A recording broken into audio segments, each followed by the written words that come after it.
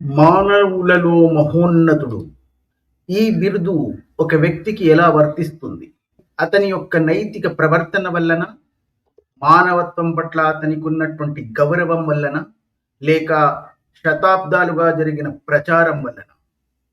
బానిసత్వాన్ని సమర్థించి దాన్ని అధికారికత కల్పించడం, యుద్ధాల్లో దోపిడీకి అనుమతి ఇవ్వడం, చిన్న వయసు బాలికలను వివాహం చేసుకోవడం, దాన్ని కుంటి సాకులతో సమర్థించుకోవడం, విమర్శనలను ప్రశ్నించకుండా నిషేధించడం, భయపెట్టించడం. ఇలాంటి ఆరోపణలు ఎదుర్కొనే ఒక వ్యక్తిని నిజంగానే మానవులలో మహోన్నతుడు అని పిలువవచ్చా? ఈ వీడియోలో ప్రచారాలను పక్కన పెట్టి చారిత్రక ఆధారాలు మరియు మత గ్రంథాల వెలుగులో ఈ ప్రశ్నను పరిశీలిద్దాం. ఈ వీడియో ఉద్దేశం ఎవరి మనోభావాలను దెబ్బతీయడం కాదు, చరిత్ర, మత గ్రంథాలు మరియు అందుబాటులో ఉన్న ఆధారాల ఆధారంగా ఒక ప్రశ్నను పరిశీలించడం మాత్రమే.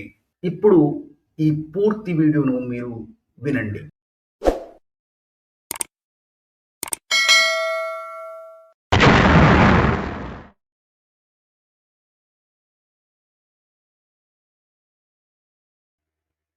హలో, నమస్కారం. ఒక వ్యక్తిని గొప్పవాడని, ఉత్తముడని, ఉన్నతుడని, లబ్ధ ప్రతిష్ఠుడని, పరిణిత ప్రజ్ఞుడని ఎలా నిర్ధారిస్తారు? ఎలా ప్రశంసిస్తారు?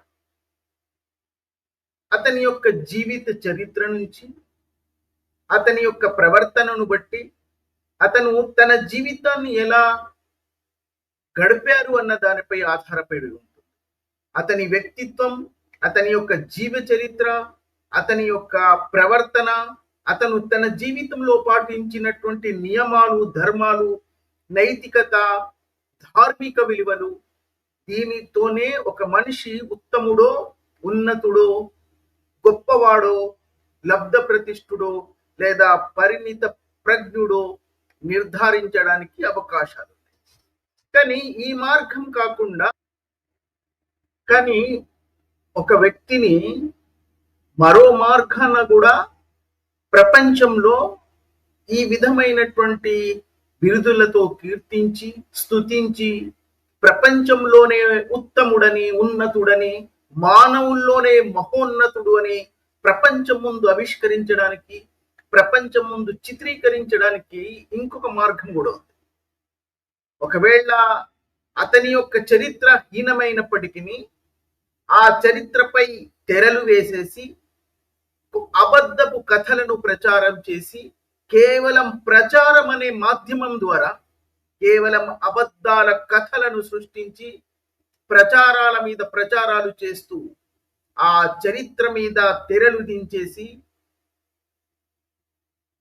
ఆ చరిత్ర ఎవరు కూడా చదవకుండా వాటిపై లేదా చదివినటువంటి వాళ్లను మభ్యపెట్టి దానికి అర్థాలు మార్చేసి, దానికి పూర్తిగా మార్చివేసి, ఆ వ్యక్తి యొక్క వ్యక్తిత్వాన్ని గొప్పగా చిత్రీకరించి ప్రచారాల మీద ప్రచారాలు చేస్తూ ఆ వ్యక్తిని ప్రపంచంలోనే మానవుల్లో మహోన్నతుడుగా చిత్రీకరించడానికి ఈ అబద్ధపు కథలు, ప్రచారాలు ఉపయోగించి అలా చిత్రీకరించవచ్చు అని ఒక వ్యక్తి విషయంలో ఇది నిరూపించబడింది, నిర్ధారించబడింది.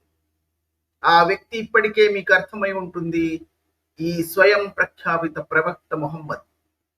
ఆ అసలు సిసలైనటువంటి ఆ వ్యక్తి యొక్క వ్యక్తిత్వాన్ని, ఆ వ్యక్తిత్వంపై తెరలు వేసేసి కేవలం అబద్ధపు ప్రచారాలతో, కట్టు కథలతో, కుంటి సాకులతో ఆ వ్యక్తికి మరో విధంగా ఈ ప్రపంచం ముందు ఆవిష్కరించి మానవుల్లో మహోన్నతుడుగా చిత్రీకరించినటువంటి చరిత్రే ఈ ఇస్లాం అన్న అబద్ధపు కట్టడం ప్రపంచంలో నిర్మించబడింది. ఒక వ్యక్తి ఎన్ని అధైర్మికమైనటువంటి, అనైతికమైనటువంటి ప్రవర్తనలు చేసినప్పటికీ, అతని జీవిత చరిత్రలో ఎన్నో అలాంటి సంఘటనలు ఉన్నప్పటికీ అవన్నీ కుంటి సాకులతో సమర్థించుకుంటూ దానికి పలు కట్టుకథలు సృష్టించి ప్రచారం చేస్తూ ఆ వ్యక్తిని మానవుల్లో మహోన్నతుడుగా చిత్రీకరించడానికి 1400 సంవత్సరాల నుంచి ప్రయత్నాలు జరుగుతూనే ఉన్నాయి. ఆ ప్రయత్నాలు ఫలించాయి. కోటాను కోట్ల మంది అది విశ్వాసిస్తున్నారు. ఇప్పటికే ఆ ప్రచారం ఇంకా కొనసాగుతూనే ఉంది. ఆ విధంగానే ఈ ప్రపంచంలో కోటాను కోట్ల మంది ఆ వ్యక్తిని మానవుల్లో మహోన్నతుడు అని విశ్వాసిస్తున్నారు కూడా. కానీ ఒకవేళ ఈ ఇస్లామిక చరిత్ర, ఈ స్వయం ప్రఖ్యాపిత ప్రవక్త యొక్క అసలు సిసలైనటువంటి చరిత్ర ఈ ప్రపంచం ముందు తెలిసినట్లయితే నిజంగా కూడా మానవుల్లో మహోన్నతుడు అని నిర్ధారించడానికి ఏమిటి నియమాలు, ఎలా నిర్ధారిస్తారు, ఎవరు నిర్ధారిస్తారు, దానికి ఉన్నటువంటి ప్రమాణాలు ఏమిటి అని ఒకవేళ చిన్న చిన్న ఉదాహరణల ద్వారా అతని అసలు చరిత్రను మనం ఒకవేళ వీక్షించినట్లయితే, ఆ చరిత్రలోకి తొంగి చూసినట్లయితే, ఆ చరిత్రను అధ్యయనం చేసినట్లయితే మొట్టమొదటగా మనకు ఆ చరిత్రలో ఆ వ్యక్తి యొక్క వ్యక్తిత్వం కనిపించేది. ఆ వ్యక్తి 53 సంవత్సరాల వృద్ధ వయస్సులో 9 సంవత్సరాల ఒక చిన్నారిని వివాహం చేసుకొని దానికి కుంటి సాకు కథలతో ఇప్పటికీ సమర్థించుకుంటున్నారు. ఆ వ్యక్తి కూడా దాన్ని సమర్థించుకోవడానికి నానా అవస్థలు పడి చాలా అబద్ధపు కథలను ప్రచారం చేస్తూ నాకు ఆకాశవాణి ద్వారా, దివ్యవాణి ద్వారా ఈ ఆదేశం అందించబడిందని, ఆ అమ్మాయిని నేను వివాహం చేసుకోవాలని నేను కాదు, ఈ మహత్తరమైనటువంటి విశ్వాన్ని సృష్టించిన వాడే నిర్ధారించాడని, అతని ఆజ్ఞ వల్లనే నేను ఆ వివాహం చేసుకున్నానని కుంటి సాకు కథలతో ప్రపంచంలో ఉన్నటువంటి కోటాను కోట్ల మందిని మూర్ఖుల్ని చేసేసి తన యొక్క కార్యాన్ని సాధించి తన కోరికలను సాధించుకొని అతను తన జీవిత యాత్ర ముగించినప్పటికీ ఇప్పటికీ అదే కథలను ప్రచారం చేస్తూ ఆ కుంటి సాకులనే సమర్థిస్తూ ఇప్పటికీ ఆ వ్యక్తిని మానవుల్లో మహోన్నతుడుగానే చిత్రీకరిస్తూ ఆ ప్రయత్నాలు ఇంకా కొనసాగిస్తూనే ఉన్నాయన్న దానికి ఇస్లాం రోజు రోజుకు ప్రపంచంలోని చాలా దేశాల్లో వ్యాప్తి చెందడం, ఈ మధ్య దాదాపుగా ఒక దశాబ్ద కాలం నుంచి అది దాని యొక్క అసలు సిసలైనటువంటి రంగు బయటపడిన తర్వాత ప్రపంచంలో చాలా దేశాల్లో ఉన్నటువంటి చాలా మంది విశ్వాసులు అసలు ఆ వ్యక్తిత్వాన్ని అర్థం చేసుకుని ఇంతటి దారుణమైనటువంటి వ్యక్తిత్వంగానే ఇలా ప్రవర్తించినటువంటి వ్యక్తిని మానవుల్లో మహోన్నతుడని అంగీకరించడానికి సిద్ధపడక ఆ విశ్వాసం నుంచి బయటపడుతున్నటువంటి సాక్ష్యాలు మనం ఇప్పుడు ఈ కొత్త ప్రపంచంలో చూస్తూ ఉన్నాం. 6వ శతాబ్దంలో ఆ అరబ్బు ఏడారి ప్రాంతాల్లో దొంగతనాలు, దోపిడీలు, దౌర్జన్యాలు జరుగుతున్నప్పటికీ వాటిని అదే విధంగా వాళ్ళు అపరాధమని, దారుణమని, దొంగతనమని వాళ్ళు భావించే ఆ చర్యలను కూడా అధికారికంగా దానికి ఒక అధికారికత కల్పించి దానికి కుంటి సాకులను సృష్టించుకొని తనకు అనుకూలంగా కొన్ని సిద్ధాంతాలను ఏర్పరచుకుని తను ఆకాశం నుంచి పంపించబడినటువంటి ఒక దూతనని, ఈ మహత్తరమైనటువంటి సృష్టిని సృష్టించిన వాడే తనను దూతగా నియమించాడని ప్రచారం చేసుకుంటూ దాన్ని ఏ సందర్భంలోనూ తన జీవితంలో ఒక్కసారి కూడా నిరూపించుకోలేక ఆ యొక్క ప్రవాచకత్వంపై ప్రశ్నలు సంధించినటువంటి వాళ్లను తను బలవంతుడైన తర్వాత వాళ్లను ఆయుధాలతో హతమార్చి వాళ్లను పూర్తిగా సమాప్తం చేసి కేవలం తన మాట మీద విశ్వాసించే వాళ్లను మాత్రమే అనుచరులుగా మిగిల్చుకొని వాటి ద్వారానే ఈ దోపిడులను, దొంగతనాలను, దౌర్జన్యాలను సైతం అధికారికత కల్పించి తను పరిచయం చేస్తున్నటువంటి ఒక సృష్టికర్తను ఎవరైనా విశ్వాసించకపోతే వాళ్లతో యుద్ధం చెయ్యమని, వాళ్ళ ఆస్తులను, వాళ్ళ యొక్క కుటుంబాలను దోచుకోవాలని నాకు ఆదేశాలు ఇచ్చాయని అదే ధార్మికత అని, అదే నైతికత అని ప్రజలలో వ్యాప్తి చెందించి అలా ఒక సమూహాన్ని, ఒక తెగలను, ఒక దేశాలను ప్రాంతాలను సైతం దోచుకున్నటువంటి చరిత్ర కలిగినటువంటి ఒక వ్యక్తి మానవుల్లో మహోన్నతుడు ఎలా అవుతాడో ఈ విశ్వాసిస్తున్నటువంటి కోటాను కోట్ల మందే ప్రశ్నకు సమాధానం చెప్పాలి. ఎవరైతే తను పరిచయం చేస్తున్నటువంటి ఒక సృష్టికర్తను అంగీకరించకపోతే, తనను దైవ ప్రవక్తగా అంగీకరించకపోతే, విశ్వాసించకపోతే వాళ్లతో యుద్ధం చేయాలని, వాళ్లను హతమార్చి, వాళ్ళ స్త్రీలను బంధించి బానిసలుగా కూడా ఉపయోగించుకోవడానికి మీకు అధికారం కల్పించబడుతుందని ఆదేశాలు ఇచ్చినటువంటి ఒక వ్యక్తి మానవుల్లో మహోన్నతుడు ఎలా అవుతాడో ఈ విశ్వాసులే చెప్పాలి. బానిసత్వాన్ని కూడా అధికారికత కల్పించి దానికి ఒక అధికార ముద్ర వేసినటువంటి వ్యక్తిని మానవుల్లో మహోన్నతుడని ఎలా నిరూపిస్తారో ఈ విశ్వాసులనే అడగాలి.